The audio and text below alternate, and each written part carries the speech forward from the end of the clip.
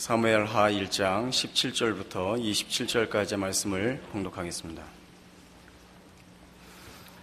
다윗이 이 슬픈 노래로 사울과 그의 아들 요나단을 조상하고 명령하여 그것을 유다 족속에게 가르치라 하였으니 곧 활노래라. 야살의 책에 기록되었으되 이스라엘아 내 영광이 산 위에서 죽임을 당하였도다. 오호라 두 용사가 엎드러졌도다. 이 일을 가드에도 알리지 말며 아스글론 거리에도 전파하지 말지어다. 블레셋 사람들의 딸들이 즐거워할까? 할례 받지 못한 자의 딸들이 개가를 부를까 염려로다. 길보아 산들아 너희 위에 이슬과 비가 내리지 아니하며 재물 낼 밭도 없을지어다. 거기서 두 용사의 방패가 버린 바 되미니라. 고 사울의 방패가 기름 부음을 받지 아니함 같이 되미로다. 죽은 자의 피에서 용사의 기름에서 요나단의 활이 뒤로 물러가지 아니하였으며 사울의 칼이 헛되이 돌아오지 아니하였도다.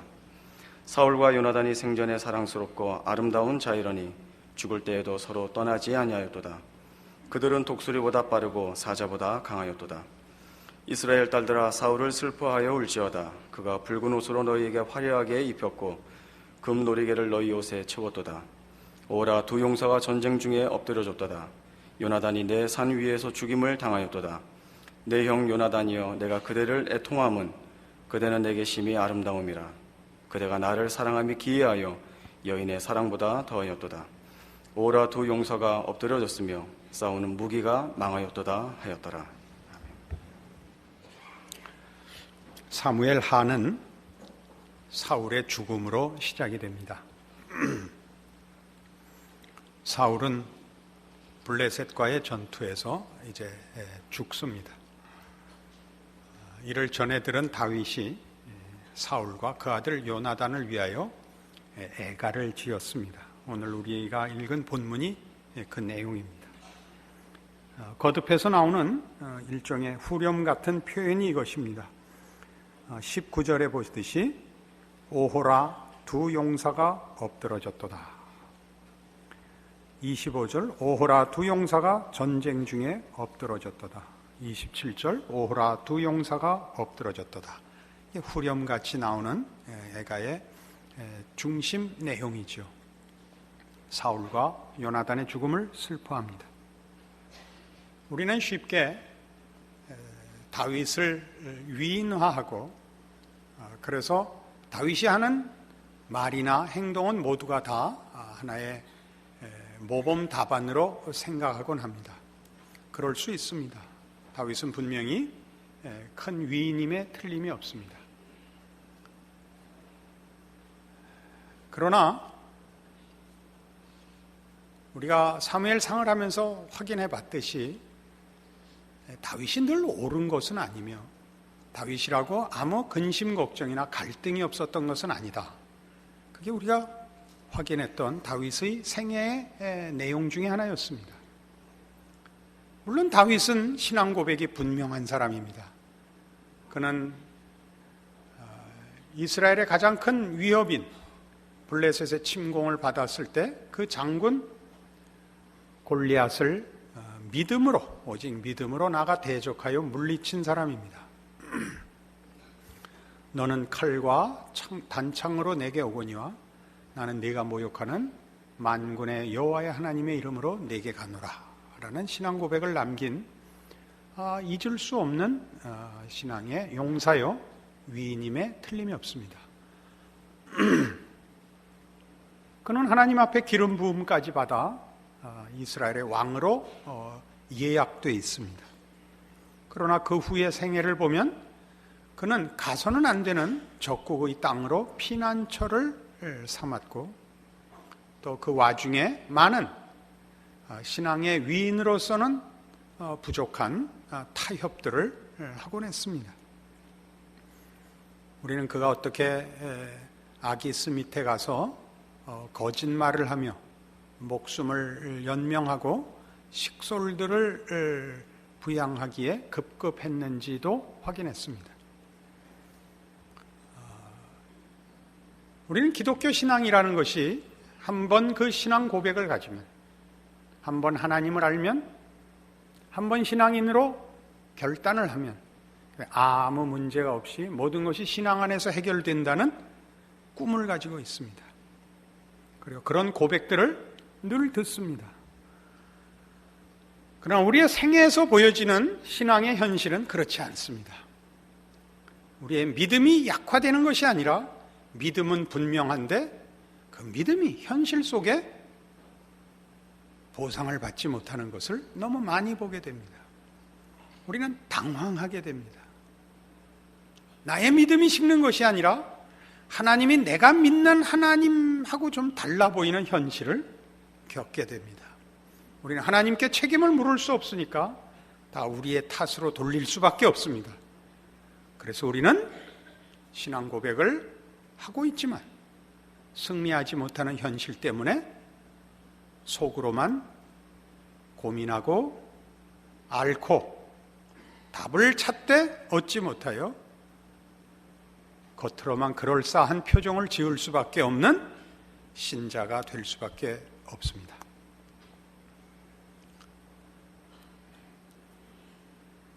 만일 다윗을 믿음의 위인으로 치부하고 그가 한 모든 언행이 신앙 위에서 한 점의 하자도 없는 늘 신앙상의 합격점을 받는 언행이었다면 그러면 문제가 생깁니다. 예수님이 오시는 가장 큰 이유는 우리가 율법을 이룰 수도 없고 하나님이 찾으시는 의인이 하나도 있을 수 없고 우리 모두가 죄를 범하여 하나님의 영광에 이르지 못하기 때문에 하나님이 그 아들을 보내셨다는 사실이 성립할 수 없게 됩니다. 다윗이 위인이라서 한번 믿은 그 신앙을 홀로 다 지켜나갈 수 있었다면 그의 선택과 그의 의지가 믿음을 가능하게 했다면 오늘날 우리가 성령 하나님의 도우심을 필요로 한다는 기도나 은혜를 구하는 기도들은 성립할 수 없고 예수 그리스도께서 우리를 구원하시고 또 성령 하나님을 보내어 우리를 홀로 두지 아니하시겠다는 약속들은 다 무가치해질 것입니다. 그런 차원에서 우리는 다윗을 다시 읽을 필요가 있습니다. 사무엘상에서 최고의 핵심되는 또는 최고의 절정을 이루는 사건이 뭐냐? 그러면 대부분의 학자들은 골리앗과의 전투를 둡니다. 그러나 저는 다윗의 통곡으로 보는 사람입니다. 우리는 지난주에 이 문제를 짚고 넘어갔었습니다. 물론 학계에서는 아직 이 사실을 받아들이지 않고 있습니다. 학자들은 현실을 잘 모릅니다. 저는 현실을 사는 치열하게 신앙상의 문제로 평생을 고민해온 사람입니다. 다윗이 복음을 증거하면서 예수께서 죄인을 구원하러 이 땅에 오셨도다. 내가 죄인 중에 괴수로다. 라는 고백은 그가 자기 자신에 대하여 현실적으로 진실하게 그 실체를 확인한 고백입니다. 저도 그렇습니다. 제 생애는 다윗과 방불합니다. 어떤 의미에서 위인으로서가 아니라 신앙 고백은 분명한데 그 신앙 고백이 도무지 힘을 발하지 못하는, 그래서 포기할 수도 없고 승리도 주어지지 않는 인생을 신앙 고백은 고백이로되 신앙 인생은 신자 같지 않은 고민과 갈등을 아직까지 겪고 있는 사람으로서 다윗과 같고 바울과 같습니다. 어떤 사람이 감히 나는 다윗 같고 나는 바울 같다 그러면 한국교회에서는 대부분 다 저 사람은 교만한 사람이라 그렇게 치부할 것입니다. 그러나 지금 제가 하는 얘기가 교만으로 들리십니까? 그렇지 않습니다. 저는 참으로 겸손한 진솔한 신앙 고백을 하고 있고 그런 차원에서 우리 모두는 다윗의 생애에 일어났던 일들이 우리에게 반복해서 일어나고 있다는 것을 확인해야만 합니다. 그렇지 않으면 다윗은 하나님이 세운 그 가치와 이유와 증거로서의 역할을 잃게 되고 우리 모두도 성경 안에서 참다운 신자의 위로와 하나님의 일하시는 신비를 해답받지 못합니다. 다윗은 여기서 이 두 가지 문제로 이 애가를 부르는 것으로 보입니다. 혹은 이 애가 속에 자신의 의문점이 묻혀 있는 것으로 보입니다. 그건 뭐냐 하면, 어떻게 하나님이 택하시고 주인이 되시는 이스라엘이 그렇지 않은 블레셋에게 패할 수 있단 말인가? 이 질문과 하나님이 기름 부어 세운 하나님의 종이 어찌 이리 비참한 종말을 맞을 수 있는가? 라는 그 의문이 이 노래 속에 녹아들어 있는 것으로 보입니다. 여러분 잘 생각해 보시면, 일반적으로 생각할 때 사울은 나쁜 놈이고 다윗은 좋은 사람입니다. 우리가 배운 대로 하자면, 다윗은 예의를 지켰을 뿐 아니라 믿음을 지키고 하나님을 두려워함으로 적대 행위를 하지 않았고 보복도 하지 않았으며, 자기에게 이미 허락된 왕권을, 그 권리를 요구하지도 않았습니다. 그러나 사울은 못되게 굴었습니다. 그는 여러 번 다윗을 죽이려고 하고 그는 왕답지 못했습니다. 이런 차원에서 사울의 죽음을 다윗이 애도하는 것은 사실 앞뒤가 맞지 않습니다. 그럼 왜 이렇게 됐는가? 지금 다윗은 사울을 정적으로, 경쟁자로, 보복해야 할 대상으로 보고 있지 않고 무엇을 보고 있냐면, 하나님이 세운 종이 어떻게 되는가를 보고 있습니다. 왜요? 자기가 그러하니까. 자기가 하나님 앞에 기름 부음을 받았기 때문에 하나님이 세운 종의 인생은 어디로 가는가? 어떻게 가는가? 무슨 힘을 얻는가? 어떤 특별한 은총이 있는가를 보고 있습니다. 왜요? 그의 현실은 어렵지 않습니까? 그는 더 이상 울 힘이 없을 때까지 울어야 하는 현실을 겪고 있지 않습니까? 그러니까 사울을 경쟁자로, 대적으로, 그를 물리쳐야 내가 내 권리를 찾을 수 있는 상대로 보고 있지 않고, 하나님의 사람의 인생은 뭐가 다른가? 어떻게 보호를 받는가? 어떤 특혜가 있는가? 조심조심 보고 있는 것입니다. 근데 그가 처참한 종말을 맞았습니다. 다윗은 간담이 녹아내리는 겁니다. 오호라, 두 용사가 넘어졌도다. 어찌 이 사람들의 종말이 이럴 수 있단 말이냐? 내 인생도 저렇게 되는 거 아니냐? 하나님의 이름으로 세움을 받은 게 도대체 어디서 그 보상이 오는가? 어디에 그 가치가 있는가? 하나님의 하나님 되심과 하나님의 은총의 힘이 어디 있는가? 이 질문과 이 의문과 이 갈등과 이 일종의 분노와 비애를 토로하고 있는 것으로 보여집니다. 우리는 우리의 인생 속에서 다윗과 정말 방불한 인생을 사는데, 그가 골리앗 앞에 외쳤던 신앙 고백 같은 신앙 고백이 우리 모두에게 있습니다. 그때 우리는 하나님만이 창조주시오, 우리의 구원자시오, 우리의 힘이요, 우리의 복의 근원이시오, 우리의 상급이시오, 그를 대적할 자 없으며 그의 사랑을 방해할 자가 없는 것을 믿고 고백했습니다. 그러나 인생을 살자 갑자기 우리의 신앙은 도무지 힘을 쓰지 못하는 것을 발견합니다. 하나님을 믿는다는 것으로 내가 믿음을 지키고 희생을 감수하는 각오를 한다고 해서 어떤 결정적인 보상이 일어나지도 않고, 하나님이 나를 특별히 취급하는 듯한 어떤 증거도 드러나지 않습니다. 아무리 물어도 답도 하지 않습니다. 우리는 도리가 없습니다. 확 혀깨 물고 죽거나 아니면 타협하는 수밖에 없습니다. 그러면서 우리 신앙 고백들은 우리 마음에서 힘을 잃습니다. 하나님을 믿는다는 게 뭐냐? 하나님에게 문제가 있냐? 나에게 문제가 있냐? 내가 뭘 잘못해서냐? 여러분들도 아마 그랬을 거라고 생각이 되는데, 열심을 많이 내봤겠죠. 산기도도 가보고 성경도 열심히 읽어보고 특별한 시간을 정해서 기도도 해보고 용하다는 목사들도 찾아가 보고, 부흥회도 가보고, 기억 안 나는 모든 죄까지 다 깡그리 다시 한번 회개도 하고 다 하셨을 것입니다. 그래도 달라지는 것은 제 경험에서는 없습니다. 그런데 주변에서는 또 자기는 이렇게 모든 것이 해결됐다는 또 미친놈들이 가끔씩 나타나서 우리를 혼동시킵니다. 기도만 하면 되고 기도 안 한 것도 되고, 자식들도 공부 하나 안 했는데 그저 매일 신앙생활만 독려했는데 대학도 좋은 데 가고 또 유학도 가고 장학금도 받고 부시가 불러서 라면도 사주고,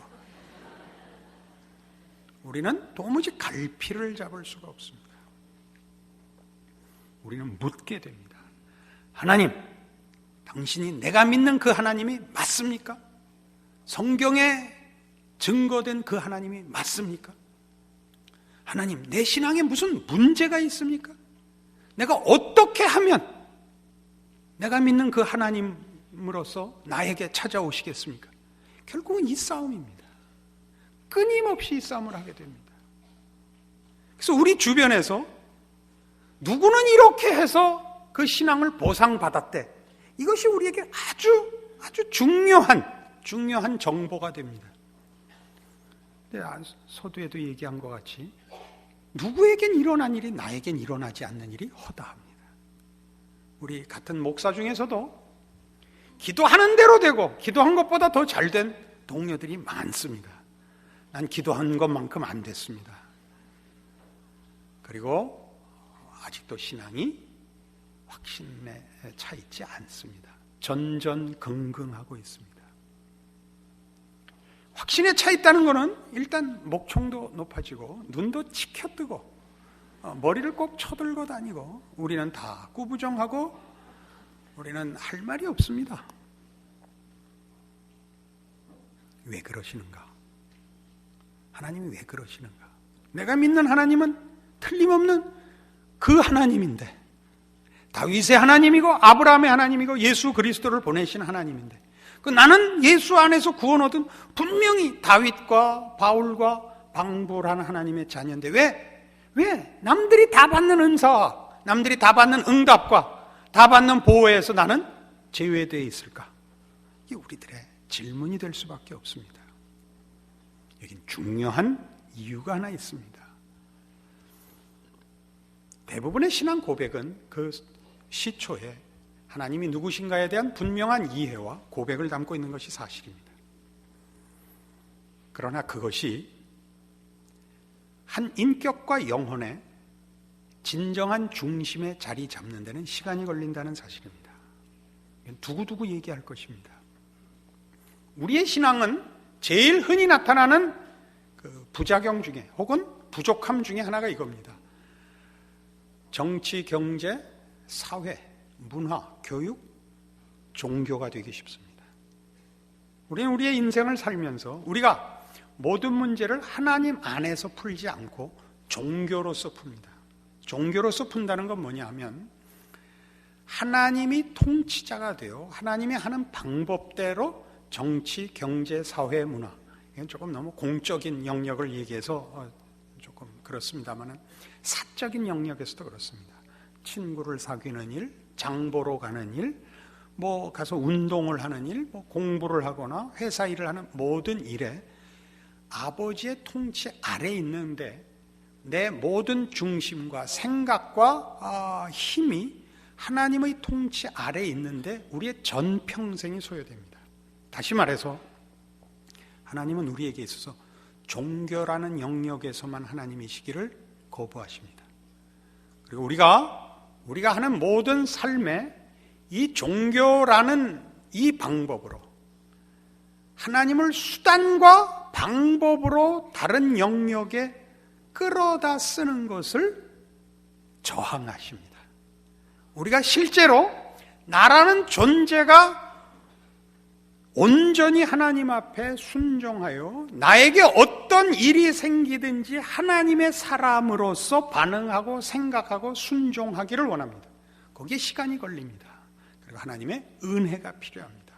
우리는 이 문제를 시편 90편에 가서 성경의 다른 증거로 조금 더 확인해 보기로 하십시다.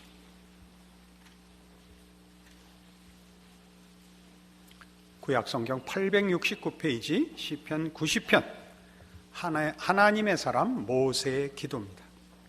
주여, 주는 대대 우리의 거처가 되셨나이다. 산이 생기기 전, 땅과 세계도 주께서 조성하시기 전, 곧 영원부터 영원까지 주는 하나님이시니이다.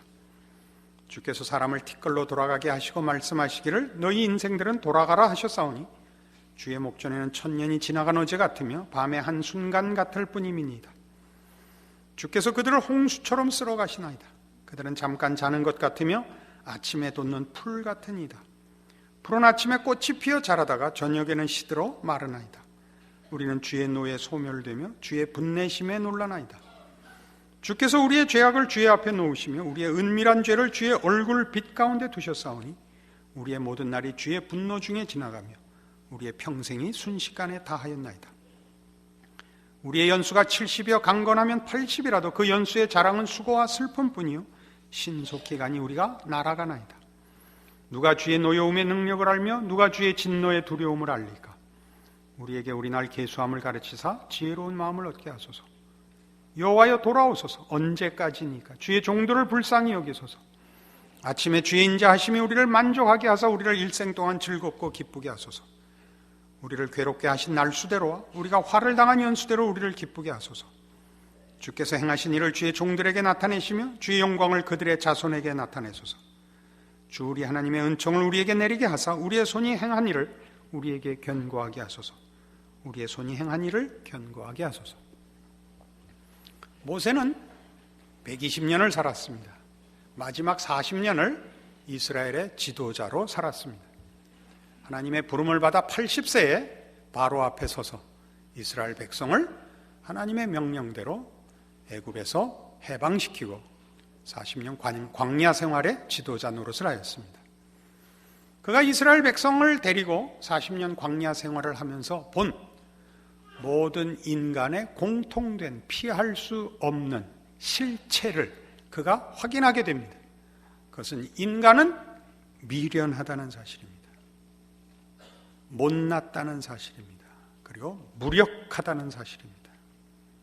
인간은 하나님의 눈높이에 맞출 만큼 스스로를 책임 있게, 수준 있게, 내용 있게 채울 줄도 마음도 능력도 없는 존재들입니다. 그들은 덧없이 피었다가 지고 마는 풀 같고 꽃 같은 인생들입니다. 그래서 여기 등장하는 우리는 주의 노에 소멸되며 주의 분내심에 놀라나이다 라는 7절 이하의 말씀은 하나님께서 요구하시는 수준에 도달할 수 없는 인생을 표현하고 있는 것입니다. 아까 얘기했던 모두 죄를 범하여 하나님의 영광에 이르지 못했다는 로마서 3장의 기록과 일치하는 것입니다. 근데 이런 우리의 부족함을 이렇게 드러내고 고백할 수 있는 것은 해결책을 찾지 못하면 그 얘기를 할 수가 없습니다. 어떤 해결책이 있길래 모세는 자신을 포함한 이스라엘 백성들을 대신하여 또는 전 인류를 대신하여 우리는 못났습니다. 우리는 하나님의 눈에 합당할 만큼 자신을 책임질 능력도 실력도 없습니다를 고백할 수 있었을까요? 이런 이유 때문입니다. 그것이 1절과 2절입니다. 주여 주는 대대 우리의 거처가 되셨나이다. 산이 생기기 전 땅과 세계도 주께서 조성하시기 전 곧 영원부터 영원까지 주는 하나님이시니이다. 하나님, 당신이 우리를 만드셨습니다. 복주려고 만드셨습니다. 사랑함으로 만드셨습니다. 그러니 애프터 서비스도 책임지십시오. 이것이 이 기도의 핵심입니다. 하나님, 당신이 하나님이십니다. 우린 피조물입니다. 우린 못났고 우리는 병들어 있습니다. 도와주십시오. 고쳐주십시오. 긍휼히 여겨주십시오. 이것이 모세의 기도입니다. 여러분, 이 기도의 대상들, 모세 자신을 포함한 이스라엘 백성들은 하나님을 모르는 자가 아닙니다. 그들은 세계 역사상 유례를 찾아볼 수 없는 하나님의 권능을 본 자들입니다. 10가지 재앙을 보았고 홍해를 가르고 걸어 나온 사람들입니다. 반석에서 나오는 물을 마셨으며 매일 만나로 그 양식을 삼은, 구름 기둥과 불 기둥으로 인도함을 받은, 매일 하나님의 임재와 영광을 목도한, 변명의 여지가 없는 하나님의 은혜 아래 있었던 사람들입니다. 그러나 그들이야말로 가장 크게 더 큰 은혜를, 지속적인 은혜를, 승리하기까지의 은혜가 필요한 자들이라고 모세가 기록하고 있습니다. 그래서 이 마지막 17절 말씀이 허락되는 겁니다. 주리 하나님의 은총을 우리에게 내리게 하사 우리의 손이 행한 일을 우리에게 견고하게 하소서. 우리 손이 행한 일을 우리에게 견고하게 하소서. 우리로 하여금 홀로 우리 자신을 책임지게 하지 마시옵소서. 하나님이 우리의 행사에, 우리의 생각에, 우리의 결정에, 우리에게 일어나는 모든 일에 은총을 베푸시고 능력으로 간섭하옵소서 라는 기도가 나오는 겁니다. 이것이 다윗의 인생입니다. 다윗의 위대함은 그가 남다른 데 있지 않습니다. 그의 믿음이 남보다 견고한 데 있지도 않으며 그의 인내가 더 긴 데 있지도 않습니다. 다윗이야말로 하나님께서 못난 한 인간을 세워 어떻게 그를 하나님의 은혜의 능력으로 그 약속한 승리와 완성의 자리에 도달케 하는가를 드러내는 사람으로 위인인 것입니다. 우린 드러나지 않는 사람들입니다. 그래서 위인이 아닐 것입니다. 드러나지 않지만 다윗에게 일어난 일은 우리 모두에게 일어날 일이기 때문에 다윗을 위인으로 삼게 했던 것이지, 다윗은 남다르고 우리는 그 다윗과 다른 편에 서 있는 못난 자들이기 때문에 그와 우리를 차별화하는데 성경의 목적이 있지 않습니다. 그래서 이 시편 90편에 있는 바와 같이 누구든지 하나님의 은혜의 필요성을 인정한다면, 다시 말해서 우리가 가진 신앙 고백과 주를 향한 열심에도 불구하고 자신의 못남과 실력 없음과 부족함을 스스로 확인하여 비명을 지르고 하나님 앞에 어쩌란 말입니까? 라는 애통의 부르짖음이 나온다면 여러분은 정당한 신앙의 과정을 통과하고 있는 것입니다. 누가 나는 아무 근심이 없어, 나는 믿음으로 모든 것을 승리했어 라고 얘기하거든 그러라고 그러십시오. 굳이 뭘 싸우겠습니까? 누구는 쉽게 이 길을 가기도 합니다. 통계에 의하면 10,000명 중에 하나만 그런다고 합니다. 우리 교회는 한 명도 없을 가능성이 농후합니다.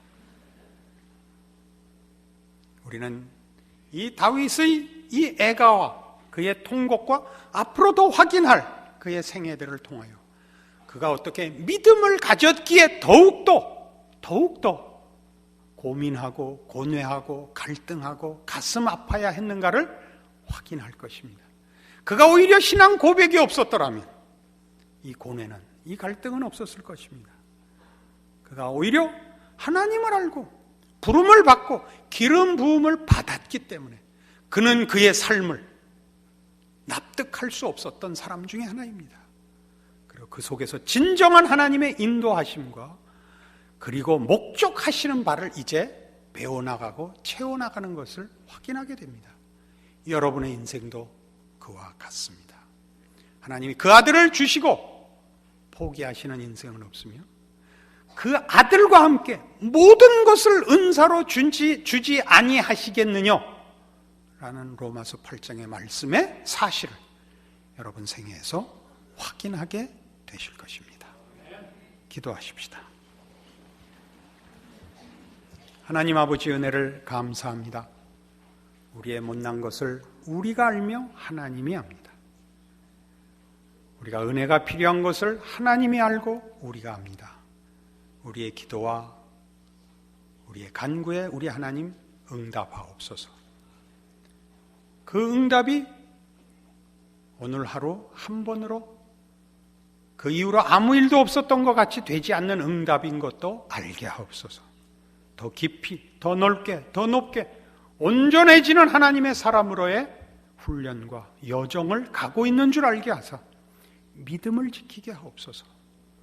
하나님의 불변하심과 신실하심을 놓치지 말게 하시고 우리의 못난 것을 인정하게 하시되 하나님의 약속이 기어코 이루어져 승리할 수밖에 없는 인생인 것 알게 하사 믿음 지키게 하옵소서. 예수님 이름으로 기도합니다. 아멘.